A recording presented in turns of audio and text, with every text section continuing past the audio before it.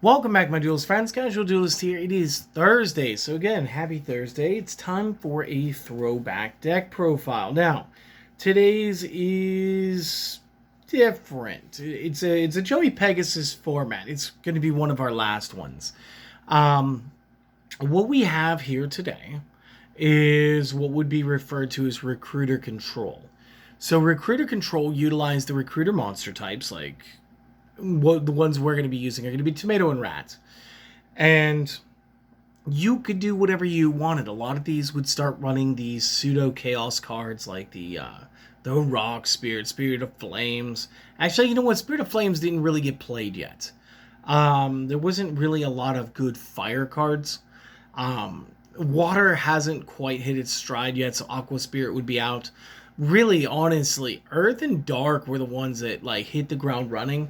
And again, once we get to like Legacy of Darkness, we get to see Exile Force, cards like that joining the formats.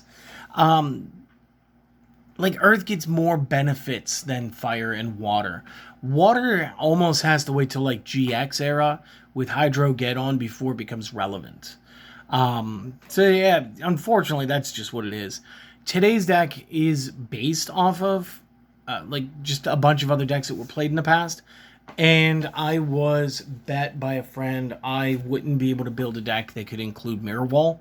So today's list is two ways. You could either play 3 Mirror Walls and play a 46 card deck, or you could play a 43 card deck without it and be just as good. Your choice. So bit of a challenge on the side there. Let's get you guys the list. First thing we need 3 copies. Just maximize out the Bazoo the Soul Eater. Okay, this dude is super relevant, especially because we're going to be doing all of the crazy goofiness that is the shenanigans of recruiters. So we're going to build big discard piles, and that's fine. Big discard piles equal big bonuses for my Monkey Man. And my Monkey Man is a lot like Rafiki. He's going to sneak up, he's going to grab a stick, and he's going to hit you over the head with it. It's going to be awesome. Next up, I do like Cannon Soldier. Now, I did think about just leaving him in the sideboard, but today, and the way that we want to build the discard pile, if Bazoo's already out, you know, maybe I just want the Cannon Soldier to do his job. Get a little bit of damage off, hit the recruiters, do some attacks. I don't know. We'll figure something out because we do have Giant Germs. Now, Giant Germs are one of those types of cards that when they're destroyed by battle, they not only multiply, but you also get 500 points of damage off. So this is what I'm saying. I might run one to get 2 so I could banish 3 or, you know, tribute 3 cards. Now I got 4 cards in the graveyard for Bazoo. So if Bazoo's in my hand, great. I'm set up for a great turnaround play the next turn. If not, I'm still going to be doing okay. This is still fine. And again, Germs are great.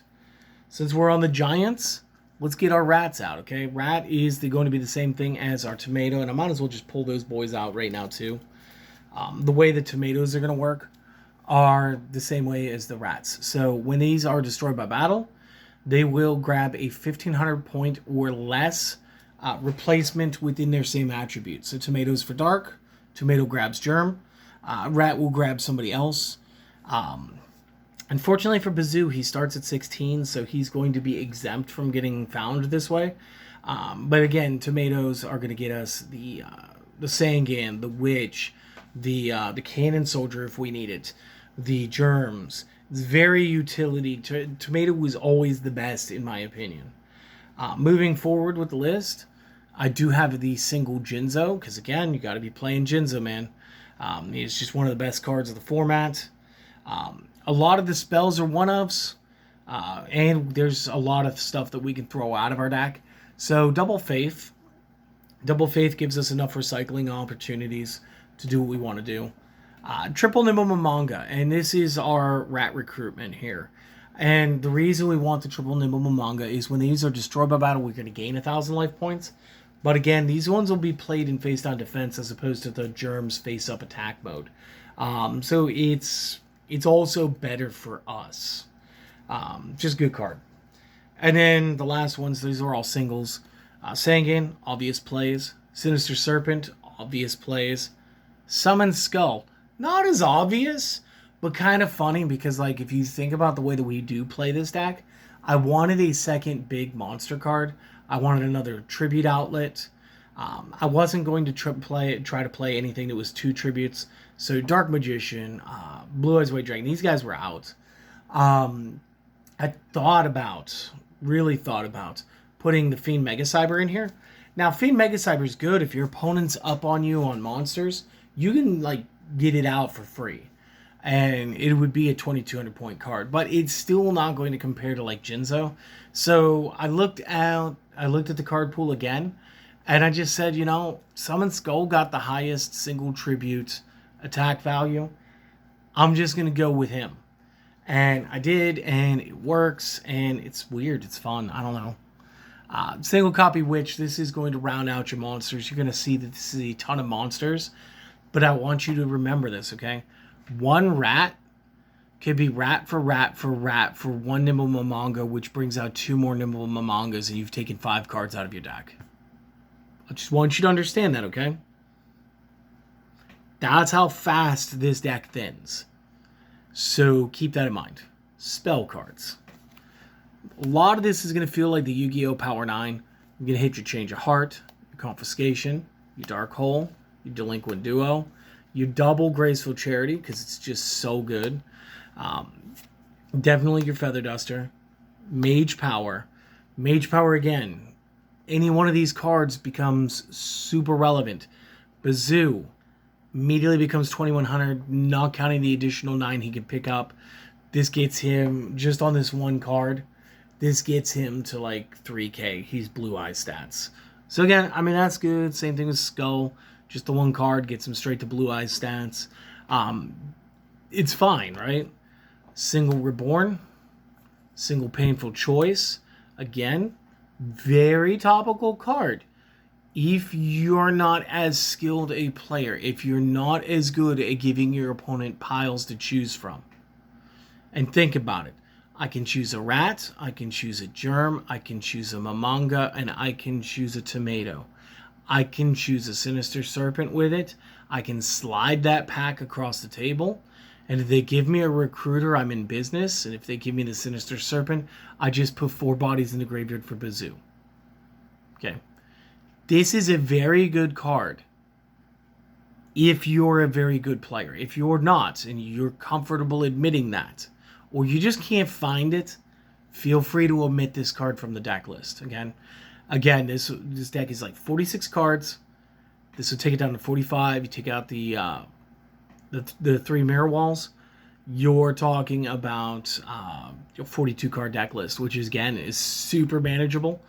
And you might even change around some ratio aspects. But again, Painful Choice, good card, great card, if you're good. Pot of Greed, again, basic draw 2.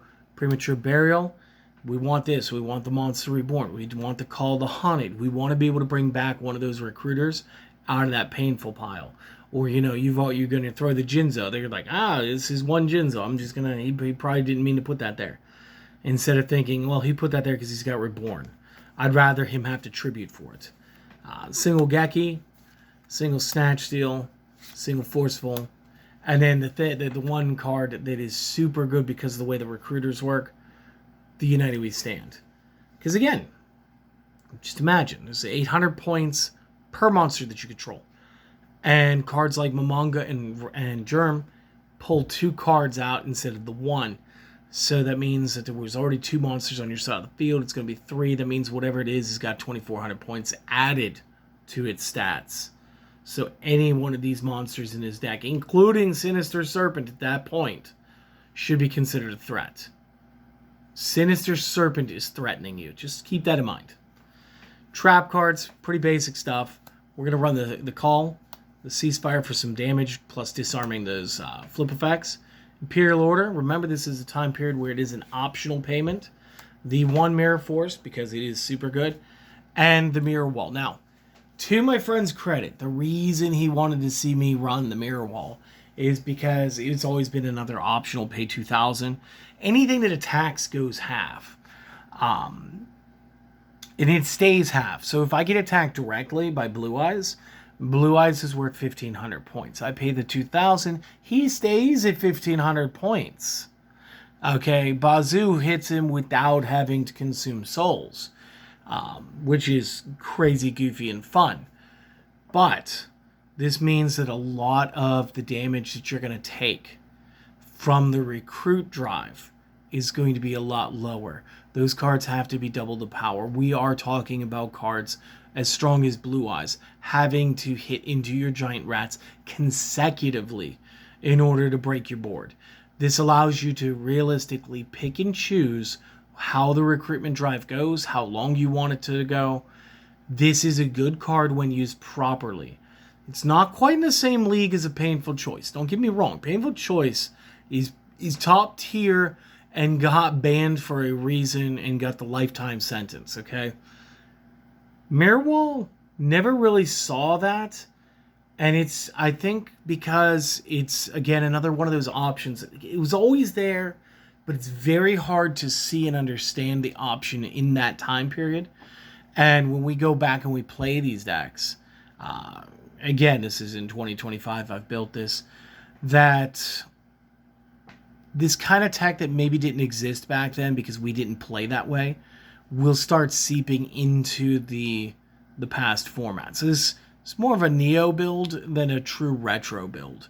But it's very close to something I did run. Again, I don't think I ran the Painful Choice. I wasn't a great player at that time. I don't think I owned 2 Graceful Charities or Delinquent Duo, or I think I had like 1 Bazoo. So my deck was mostly like this, but it was not this back in the day. So this is my build. I hope that you guys all enjoy it. And if you do, consider supporting the channel. Like, comment, sub. Maybe go buy me a coffee, buy me a pack of sleeves. Go enjoy the rest of your day, okay? Seriously, thank you for spending some time with me. I've got Friday Night Fights coming up tomorrow. We don't know exactly what time we're going to do it. We're definitely going to pre-film some of them, but maybe as we get more comfortable with it and we do some more setup here in the dungeon, maybe we will stream it, do it live, and then also answer questions. I don't know. That might be something in the future. I got to get more tech savvy than what I am. So for now, enjoy the deck. Have fun. Be kind to yourself. Be kind to others. And I hope to see you guys on the next video. Later.